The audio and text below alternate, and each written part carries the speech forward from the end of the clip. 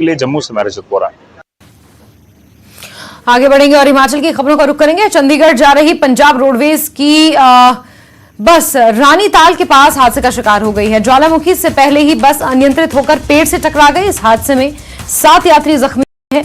अगर बस पेड़ से टकराकर नहीं रुकती तो बस पलट भी सकती थी। दुर्घटना की वजह शिमला से मटौर नेशनल हाईवे पर जो काम चल रहा है वो बताया जा रहा है। सड़क पर पड़ी मिट्टी से फिसलन है जिससे बस भी फिसल गई। यहां आने वाली अन्य गाड़ियों को भी इस फिसलन का सामना करना पड़ता है और लगातार यहां पर हादसों का डर बना हुआ है।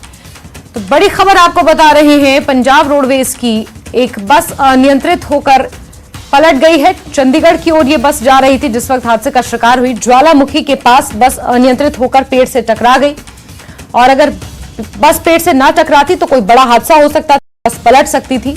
साथ ही दुर्घटना की वजह जो निकल कर आई है वो सड़क का काम के चलते जो बजरी वहां पर पड़ी हुई है उसकी वजह से सड़क पर फिसलन हो गई है, जिस वजह से ये बस अनियंत्रित होकर पेड़ से टकरा गई है। हमीरपुर के 3 पंचायत में डायरिया से हाहाकार मचा हुआ है। बीते दिन से